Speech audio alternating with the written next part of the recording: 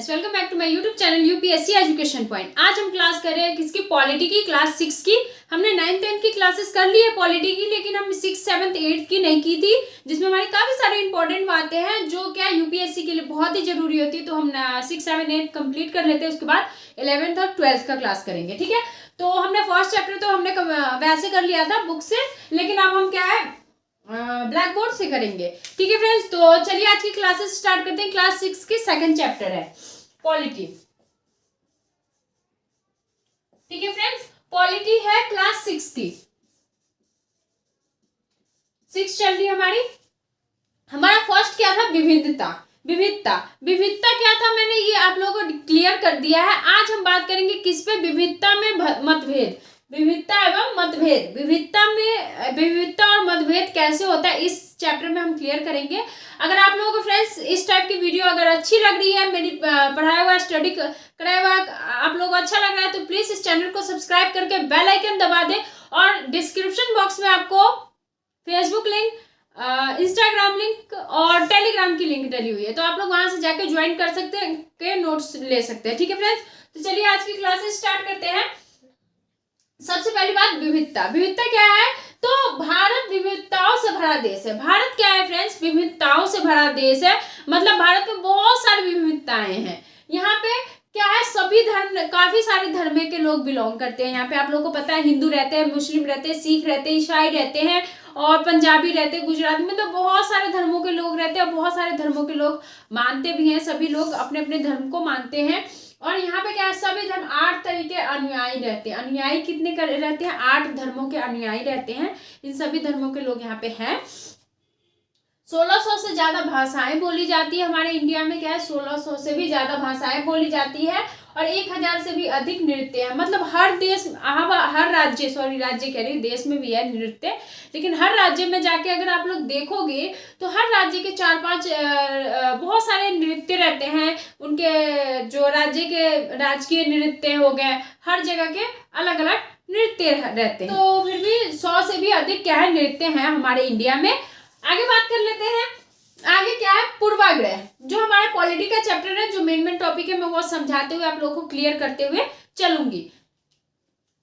पूर्वाग्रह क्या होता है? तो पूर्वाग्रह वो होता है फ्रेंड्स, जैसे हम किसी को देखते हैं, मतलब कोई अलग ऐसे इंसान है, आपके एरिया में आया, कोई दूसरे धर्म का है, चाहे कुछ भी है, दूसरे एरिया के, तो आप लोग क्या है, उसके पहनावे से, उसके खान पान से या उसके रहने सहने से क्या है, उसके बारे में आप लोग नेगेटिविटी क्या है, या नेगेटिविटी ही कहते हैं, मतलब अलग ही तरीके के नेचर, मतलब ढूंढते, अरे वो ऐसे है, वैसे है, ऐसे चलता है, ये अच्छा नहीं है चलना, ऐसे अच्छा पहनना नहीं। हम लोग मतलब खुद के मन में क्या है, बहुत सारी बातें वहम कर लेते हैं। इस चक्कर में क्या है, हम लोग अपने मन में इतनी सारी बातें बना लेते हैं ना उसके प्रति, कि हम लोग उससे दोस्ती नहीं कर पाते, दोस्ती करने की इच्छा नहीं रह पाती है।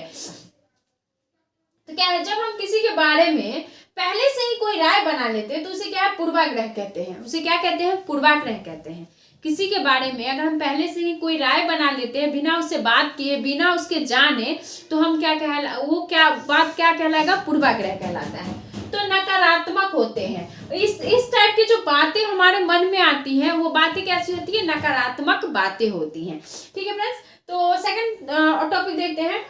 कई चीजों में पूर्वाग्रही हो सकते हैं। कई चीजों में क्या है, कई चीजों में पूर्वाग्रही हो सकते हैं। मतलब हम कई सारी बातों में ऐसी क्या है, ऐसी बातें हम लोग मन में बना लेते हैं, उसके लिंग से, उसके धर्म से, मतलब कि उसकी मतलब उसके लिंग से भी हम लोग क्या करते हैं, उसके बारे में अपने मन में बहुत सारी बातें सोच लेते हैं, उसके धर्म से भी सोच लेते हैं, प्लस क्या है, उसके बोलने के तरीके से, कपड़े पहनने के तरीके से, उसके चमड़ी के रंग के, उसके कलर के, मतलब हम लोग ये देखते हैं ना कि अरे वो सही से कपड़े नहीं पहन रखा, कलर ऐसा है, ये वैसा होगा। हम लोग काफी सारी बातें ऐसे मन में नेगेटिविटी कर लेते हैं, तो उसी को क्या कहते हैं? पूर्वाग्रह कहते हैं। ठीक है फ्रेंड्स, पूर्वाग्रह समझ में आ गया इतना। अब क्या है, समाज में लड़के और लड़कियों में बहुत भेदभाव होते हैं। समाज में आप लोग देखे होंगे कि लड़के और लड़कियों में बहुत भेदभाव होते हैं। ये चीज लड़के या जो लड़कियां हैं वो लोग फेस कर रही होंगी कि बहुत सारी भेदभाव हो रही है। तो इस हिसाब से देखे तो क्या है, लड़कों को बहुत सारी फ्रीडम मिलते हैं, कहीं पे भी जाने का, आने का, हर एक चीज का, घूमने का, लेकिन लड़कियों को उतनी फ्रीडम नहीं मिलती है। तो ये समानता का भेदभाव बताता है कि लड़कियों के साथ बहुत ज्यादा ही भेदभाव किया जाता है। अब ये बात करते हैं रूढ़िबद्ध धाराएं बनाना। रूढ़िबद्ध धाराएं क्या होती है इस पर बात करते हैं। सबसे पहले हम बात करते हैं क्या है, ये होता क्या है, ठीक ना फ्रेंड्स। तो जब हम सभी लोगों को एक ही छवि में बांध लेते हैं, जब हम सभी लोगों को मतलब हर किसी को तो हम एक जैसा नहीं मानते हैं, ये चीज मानना है कि हर सभी को हम एक जैसा नहीं मान सकते। आपकी अगर कॉलोनी है चाहे कुछ भी है, उसमें हर एक ही तरीके के लोग नहीं रहते होंगे, उसका बिहेवियर, उसका नेचर, उसका पहनावा सबका अलग होगा। अगर आप सभी को एक ही बिहेवियर में मान ले कि वो गुंडा है तो सभी गुंडे होंगे, वो बदमाश है तो वो बदमाशी होगा, या एक आदमी शरीफ है तो सभी शरीफ होंगे, ऐसा नहीं होता है। तो इसमें क्या है, जब हम सभी लोगों को एक ही छवि में बांध लेते हैं तो उसे रूढ़िबद्ध धाराएं कहते हैं। उसे क्या कहते हैं, रूढ़िबद्ध धाराएं कहते हैं। मतलब अगर कोई है कि अगर मान लो आपके कोई आस पड़ोस में अगर वो कह देता है ना कि अरे सब तो एक ही जैसे हो, तो वो मतलब समझ लेना वो क्या कहना चाहते हैं, रूढ़िबद्ध धाराएं कहते हैं। उसी को क्या कहते हैं, रूढ़िबद्ध धाराएं कहते हैं। किसी खास देश, धर्म, लिंग के कारण लोगों को गलत समझ लेते हैं। कोई भी लोग क्या है, खास किसी देश के, किसी धर्म के, किसी लिंग के, उससे क्या है, उसके उसी कारण से उन्हें गलत समझ लेते हैं।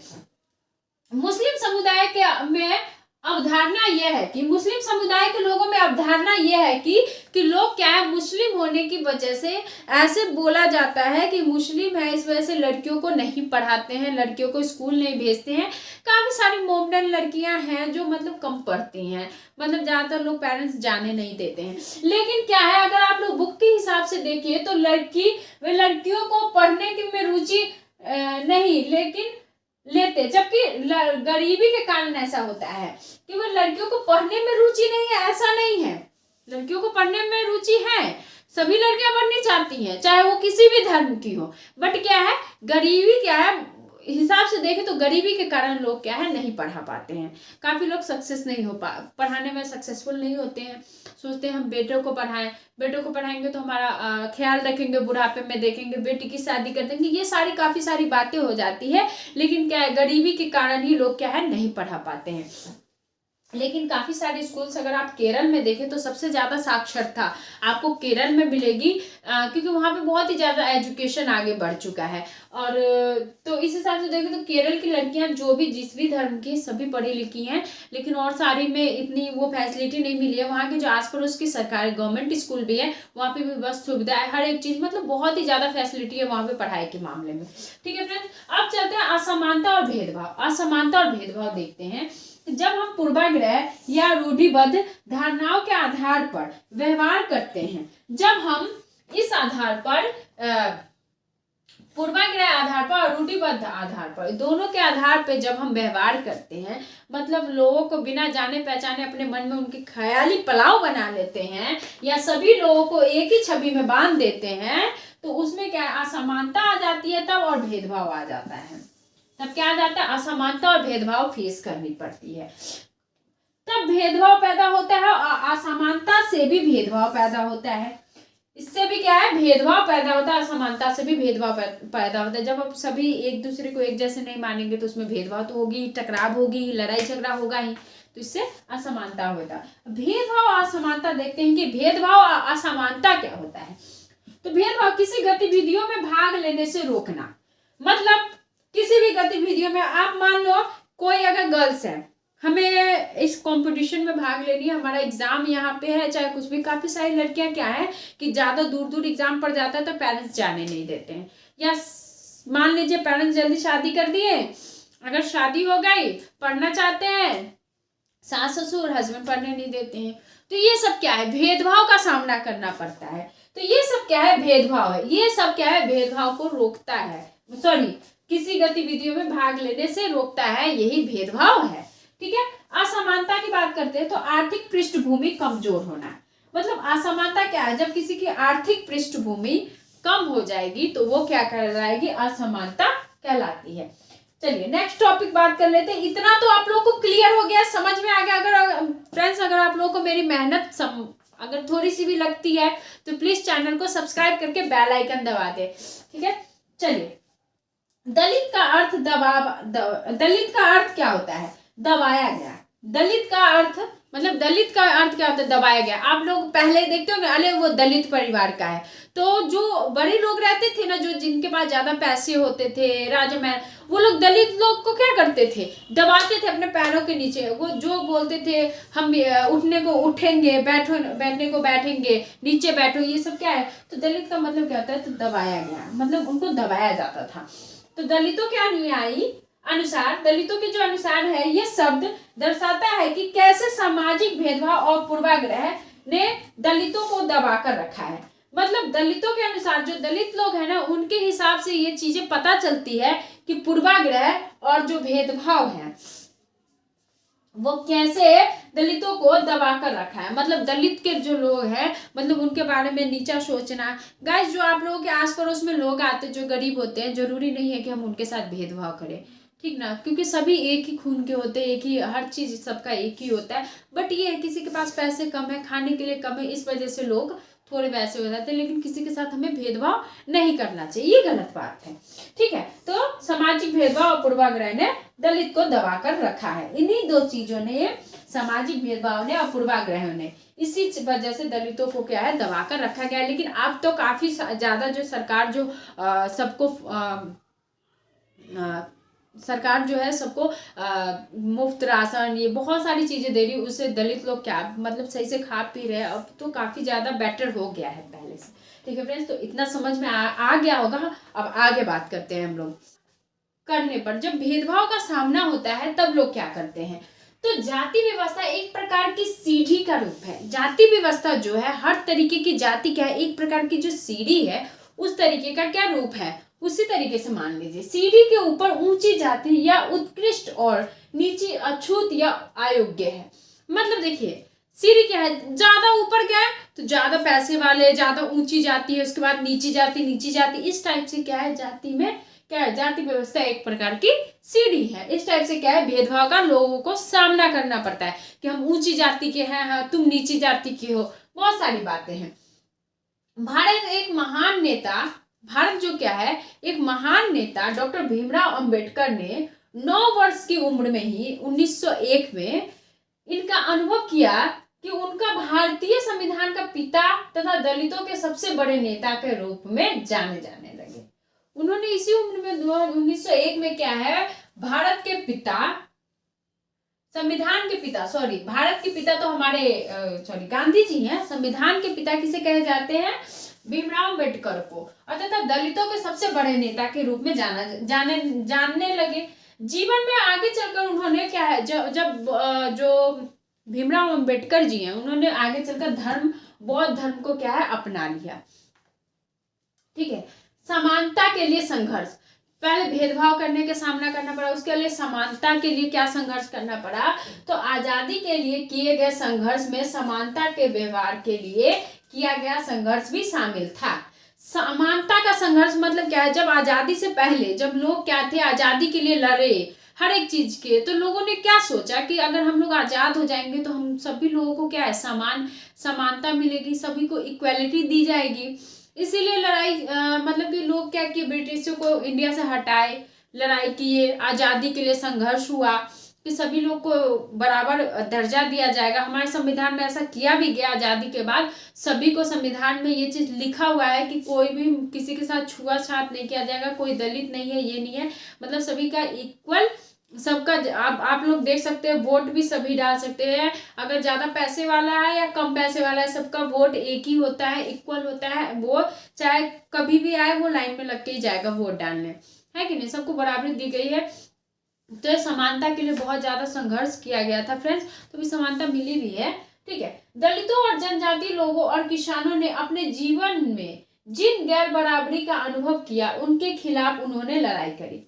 दलितों और जनजाति जो लोग थे, जो दलित लोग थे और जो जनजाति लोग थे, उन्होंने और किसानों ने अपने जीवन में क्या बहुत ज्यादा गैर बराबरी का वो किया कि तुम गरीब हो, तुम दलित हो, तुम जनजाति के लोग हो, तो तुम उन लोगों को क्या है? बहुत ही कुछ सामना करना पड़ता था। उन लोगों के लिए हॉस्पिटल अलग रहते थे, नॉर्मल सा रोड पे चलने नहीं देते थे, घर पर उतना अच्छा नहीं था, बहुत कुछ उन्होंने, उन सभी के खिलाफ क्या उन्होंने लड़ाई की और आज सब कुछ बेटर है।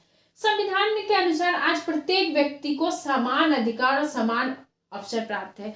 आप लोगों को पता ही है संविधान में सभी व्यक्ति के लिए, प्रत्येक व्यक्ति के लिए हर एक चीज अनुच्छेद में लिखा हुआ है। किसी को अगर उसके संविधान का हनन किया गया है तो वो कोर्ट में जाके इस चीज को बोल सकता है। उसके लिए कोर्ट में सभी चीजें जो हमारे संविधान में लिखी हुई है।